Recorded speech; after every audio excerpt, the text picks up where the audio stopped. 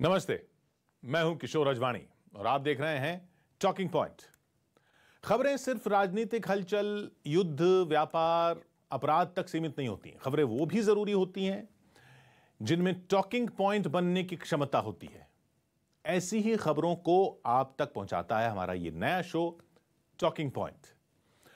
हम इस शो में उन खबरों पर बात करते हैं, उन टॉपिक्स का विश्लेषण करते हैं जो आपके जीवन को प्रभावित करते हैं। इस शो में हम आपको उलझी हुई और लच्छेदार भाषा में नहीं, बल्कि आपको आपकी भाषा में सरल से सरल तरीके से उन खबरों का हर पहलू बताते हैं जो आपके जीवन में बदलाव ला सकती हैं। आज ऐसी ही कुछ खबरें हम आपके लिए लाए हैं।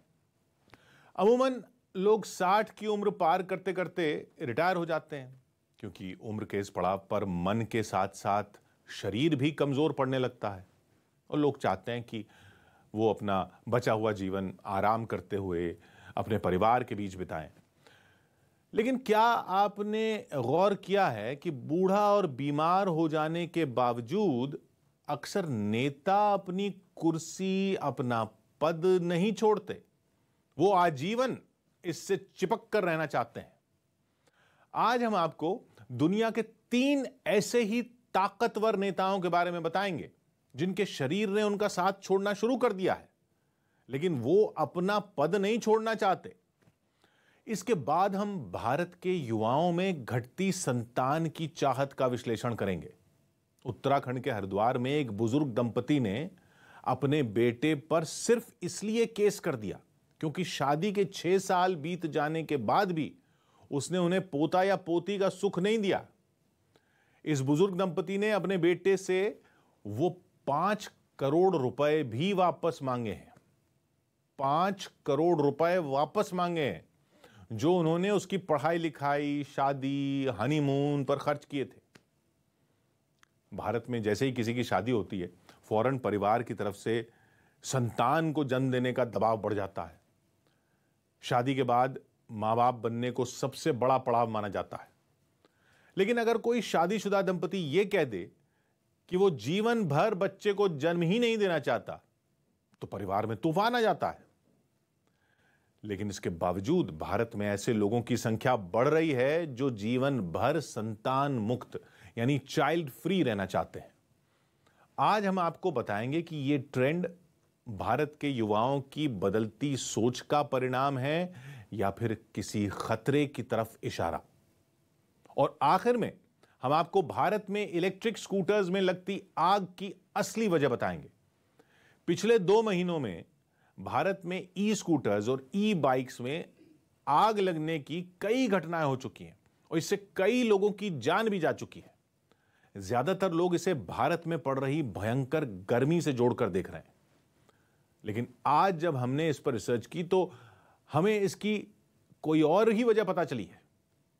अगर आप भी इलेक्ट्रिक व्हीकल लेने की योजना बना रहे हैं तो आपको यह खबर जरूर देखनी चाहिए, क्योंकि यह खबर देखकर आपको पता चलेगा कि कंपनियों की कंजूसी लोगों के जीवन पर कैसे भारी पड़ रही है। दुनिया में 190 से ज्यादा देश हैं। 190 से ज्यादा देश, जिनमें करीब 750 करोड़ लोग रहते हैं। इन देशों के नेताओं की औसत आयु 62 साल या उससे ज्यादा है। 62 साल यानी दुनिया के ज्यादातर नेता उस उम्र में हैं जिस उम्र तक पहुंचकर एक आम आदमी अक्सर या तो रिटायर हो चुका होता है या फिर रिटायरमेंट के बारे में सोच रहा होता है। अक्सर 62, 63 या 65 साल की उम्र आते आते इंसानी शरीर कमजोर पड़ने लगता है। आप पहले जितनी ऊर्जा के साथ काम नहीं कर पाते। दिमागी रूप से भी इस उम्र का व्यक्ति कई बार कमजोर हो चुका होता है। वो काम के दौरान सही फैसले नहीं ले पाता। और सबसे बड़ी बात यह कि उम्र के इस पड़ाव पर आते आते शरीर को कई तरह की बीमारियां भी हो जाती हैं। भारत समेत दुनिया के ज्यादातर देशों में रिटायर होने की उम्र 57 साल से 65 साल के बीच है। लेकिन आपने गौर किया कि दुनिया के ज्यादातर नेता 65, 70, कई बार तो 80, 90 साल की उम्र में भी रिटायर नहीं होना चाहते, भले ही उनके काम करने की क्षमता पहले से कम क्यों ना हो गई हो। और भले ही उनका शरीर तरह तरह की बीमारियों से घिर चुका हो। रूस यूक्रेन युद्ध के बीच इस समय 3 देशों, उनके नेताओं की चर्चा सबसे ज्यादा हो रही है। पहला खुद रूस है, जिसके राष्ट्रपति व्लादिमीर पुतिन हैं और उनकी उम्र 69 साल है। दूसरा देश अमेरिका है, जिसके राष्ट्रपति जो बाइडेन इस समय 79 साल के हैं। वो अमेरिका के सबसे उम्रदराज राष्ट्रपति हैं। और तीसरा देश है चीन, जिसके राष्ट्रपति शी जिनपिंग की उम्र 68 साल है। ये तीनों ही नेता अपने अपने देश को दुनिया का सबसे शक्तिशाली देश बनाना चाहते हैं। तीनों ही अपनी छवि ऐसे पेश करते हैं जैसे वो देश चलाने के लिए बिल्कुल फिट हैं। और तीनों ही नेता दुनिया को यह कभी नहीं बताते कि उनका शरीर अब साथ उनका छोड़ रहा है। रूस, अमेरिका और चीन में दुनिया की 25% आबादी रहती है, 25%।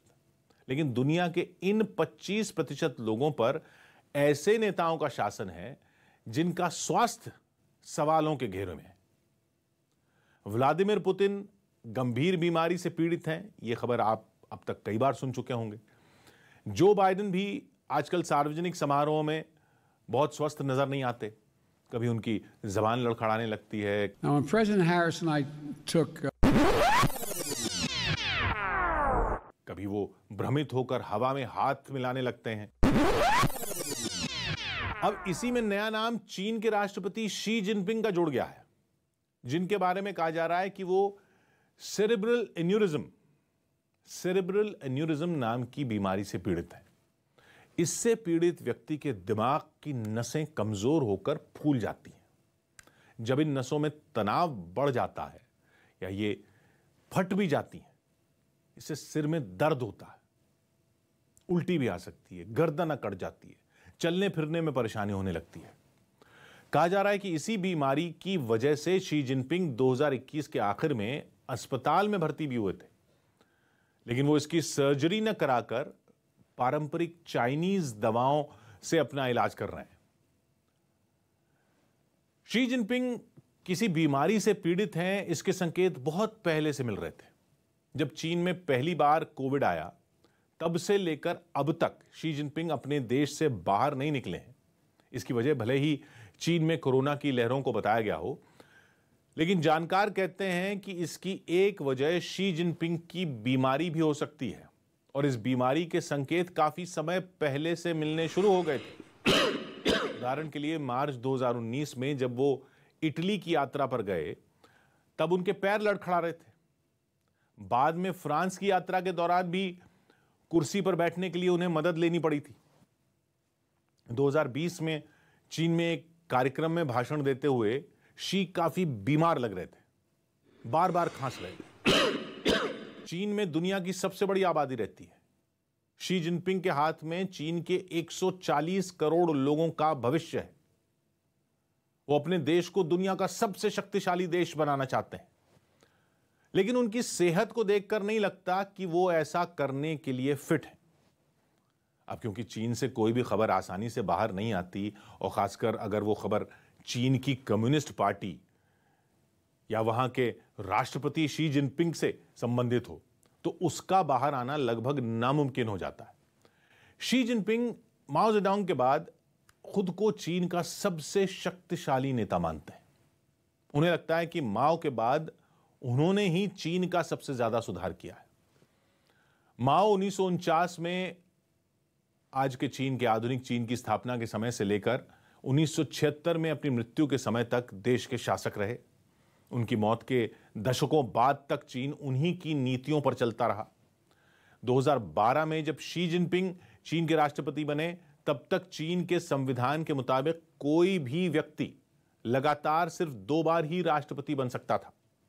लेकिन 2018 में इस संविधान में बदलाव करके इस सीमा को हटा दिया गया है, और अब शी जिनपिंग का इरादा ताउम्र राष्ट्रपति बने रहने का है। यानी अगर वो 10 साल और चीन के राष्ट्रपति रहते हैं तो उनकी उम्र 78 साल हो चुकी होगी, और अगर वो 20 साल तक राष्ट्रपति रहते हैं तो वो 88 साल के हो चुके होंगे। वो भी तब जब उनके गंभीर रूप से बीमार होने का दावा किया जा रहा है।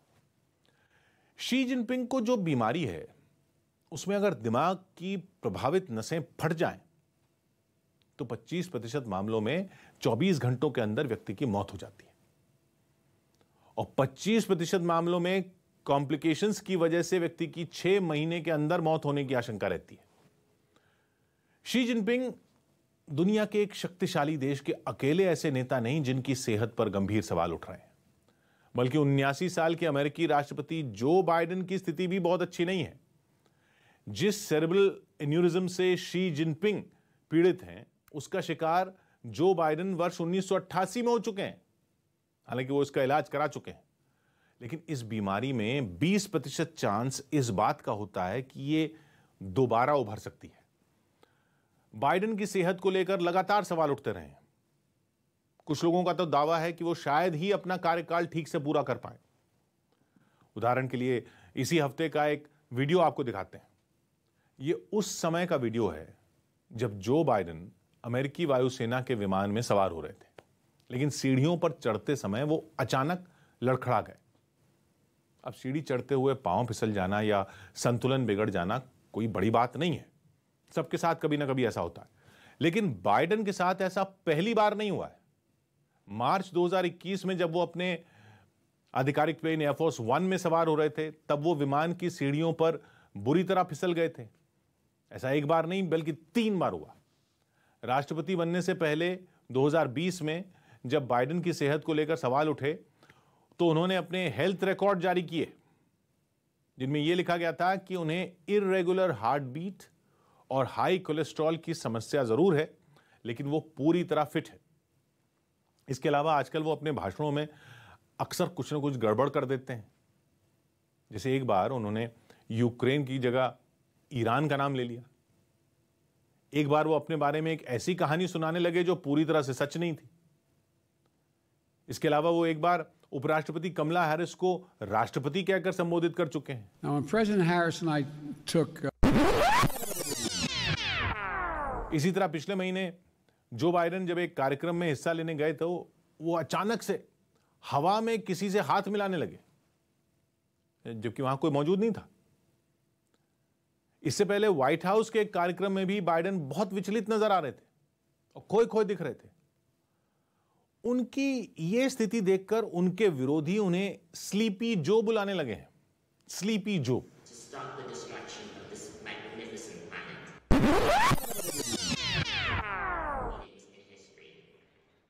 अमेरिका में 33 करोड़ लोग रहते हैं। वो आबादी के मामले में चीन और भारत के बाद दुनिया का तीसरा सबसे बड़ा देश है। लेकिन आज अमेरिका के करोड़ों लोग बेरोजगारी, महंगाई, नस्ल भेद, अस्थिरता, हिंसा का सामना कर रहे हैं। ऊपर से रूस यूक्रेन के बीच चल रहे युद्ध ने भी अमेरिका की अर्थव्यवस्था पर बुरा असर डाला है। अमेरिका में पिछले 40 साल के मुकाबले सबसे ज्यादा महंगाई है। यानी बाइडेन के पास अपने देश को पटरी पर लाने की बड़ी चुनौती है, लेकिन उनकी सेहत शायद उनका साथ नहीं दे रही और इसी वजह से अब अमेरिका में ही कई लोग पूछने लगे हैं कि क्या बाइडेन अपना कार्यकाल ठीक से पूरा भी कर पाएंगे। अब आते हैं रूस पर, जिसके राष्ट्रपति हैं व्लादिमीर पुतिन। पुतिन की छवि न सिर्फ शारीरिक बल्कि मानसिक रूप से भी मजबूत नेता की रही है। पुतिन हमेशा अपनी शारीरिक ताकत का प्रदर्शन करते रहे हैं। कभी वो शर्ट उतारकर नदी में कूद जाते हैं, कभी हॉर्स राइडिंग करते हैं, कभी युवाओं की तरह मोटर बाइक चलाते हैं, कभी बंदूक से निशाना साधते हैं। यानी वो बार बार दुनिया को यह बताते हैं कि उनके देश की कमान एक शक्तिशाली और मजबूत नेता के हाथ में है। लेकिन पिछले कुछ दिनों से पुतिन की सेहत को लेकर भी जो सवाल उठ रहे हैं वो ये इशारा करते हैं कि पुतिन को भी कई बीमारियों ने घेर रखा है। चर्चा तो उन्हें कैंसर होने की भी है और इस बात की भी कि उनके पार्किंसंस नाम की दिमागी बीमारी है उनको, जिसमें धीरे धीरे मांसपेशियों पर मस्तिष्क का नियंत्रण कमजोर पड़ने लगता है। पिछले कुछ दिनों में पुतिन की बीमारियों की तरफ इशारा करने वाली भी कई तस्वीरें आई। जैसे एक तस्वीर में बेलारूस के राष्ट्रपति से मिलने से पहले उनका एक हाथ बहुत जोर से कांप रहा था। उन्होंने उस हाथ को अपने सीने से लगाकर कंपन को रोकने की कोशिश की। इसी तरह अपने रक्षा मंत्री के साथ अहम बैठक में भी पुतिन टेबल को बहुत जोर से पकड़े हुए नजर आए।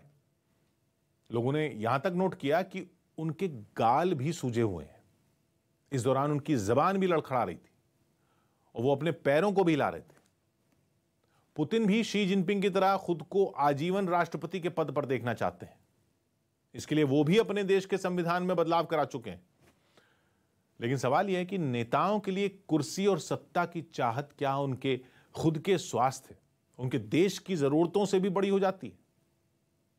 कुल मिलाकर जो तीन देश खुद को महाशक्ति साबित करने के लिए लड़ रहे हैं, उन तीनों देशों के मुखिया सेहत के मामले में अब शक्तिशाली और भाग्यशाली नहीं है। इन तमाम दावों को अगर सच माना जाए तो ये तीनों नेता बीमार हैं, लेकिन फिर भी इनके दिमाग में सिर्फ विस्तार और वॉर है। अमेरिका की आर्थिक और सामाजिक स्थिति अच्छी नहीं है। चीन लगातार कोरोना की अलग अलग लहरों से जूझ रहा है। वहां शी जिनपिंग के नेतृत्व पर भी सवाल उठने लगे हैं। और रूस में राष्ट्रपति के पद पर बैठे पुतिन के लिए भी युद्ध परेशानी का सबब बन गया है। और यह युद्ध जितना लंबा खिंच रहा है, रूस के लिए परेशानियां उतनी ही ज्यादा बढ़ रही हैं। जीवन में लगभग हर क्षेत्र में कभी ना कभी सभी को रिटायर होना पड़ता है, चाहे नौकरी हो, खेल हो, सिनेमा हो, कोई और फील्ड हो। लेकिन शायद राजनीति ही एक ऐसा प्रोफेशन है जहां न तो लोग रिटायर होना चाहते हैं, न ही अपनी कुर्सी आसानी से दूसरों के लिए खाली करना चाहते हैं। पुराणों में राजा ययाति की एक कहानी आती है, शायद आपने भी इस बारे में सुना होगा। राजा ययाति 100 वर्ष के हो चुके थे, 100 वर्ष के। अचानक एक दिन मृत्यु उनके दरवाजे पर आकर खड़ी हो गई। लेकिन वो मरना नहीं चाहते थे। वो अपने साम्राज्य और सत्ता को और ज्यादा भोगना चाहते थे। उन्होंने मृत्यु के देवता से प्रार्थना की और कहा कि अभी तो उन्हें अपनी बहुत सारी इच्छाएं पूरी करनी है, साम्राज्य का विस्तार करना है, इसलिए वो अभी मरने के लिए तैयार नहीं है। तब मृत्यु के देवता ने उनसे कहा कि अगर तुम्हारे परिवार से कोई व्यक्ति तुम्हारी जगह मरने के लिए तैयार हो जाए तो मैं तुम्हारा जीवन बख्श दूंगा। ययाति का कोई बेटा 50 साल का था, कोई 70 साल का, कोई 80 साल का, लेकिन उनके सबसे छोटे बेटे की उम्र 20 साल थी। उस छोटे बेटे ने मृत्यु के देवता से कहा कि वो चलने के लिए तैयार है। ययाति खुश हो गए। लेकिन जब मृत्यु के देवता ने ययाति के बेटे से पूछा कि अभी तो उसकी उम्र बहुत कम है उम्र, फिर भी वो मरने के लिए तैयार क्यों है, तो इस पर उस छोटे बेटे ने कहा कि जब 100 साल में मेरे पिता की इच्छाएं पूरी नहीं हुई, 70-80 साल की उम्र में मेरे भाई भी अतृप्त हैं, तो भला मेरी ही कौन सी इच्छाएं पूरी हो जाएंगी। इसके बाद मृत्यु के देवता ययाति के छोटे बेटे को साथ ले गए और ययाति को 100 वर्ष और जीने का वरदान दे दिया। 100 साल बाद फिर मृत्यु के देवता आए तो ययाति फिर गिड़गिड़ाने लगे, कहने लगे अभी तो उनकी बहुत सारी इच्छाएं अधूरी हैं। कहते हैं करीब 1000 साल तक ऐसे चलता रहा। राजा ययाति की उम्र 1000 साल हो गई तो मृत्यु उन्हें लेने फिर से आई। इस बार ययाति ने कहा कि अब मैं तैयार हूं, क्योंकि मुझे समझ आ गया है कि चाहतों का कोई अंत नहीं है, और अगर मैं अमर भी हो जाऊं तो मेरी इच्छाएं कभी पूरी नहीं होगी। इस कहानी का सार यह है कि चाहे दुनिया के शक्तिशाली और विस्तारवादी नेता हों या फिर इच्छाओं से भरे आम लोग हों, जीवन की घड़ियां तय हैं। बढ़ती उम्र के साथ साथ मृत्यु करीब आने लगती है। इसलिए इच्छाओं के बंधन में बंधे रहने से अच्छा है कि आप इस बात को स्वीकार लें कि अब रिटायरमेंट का समय आ गया है। और यह बात नेताओं पर भी लागू होती है।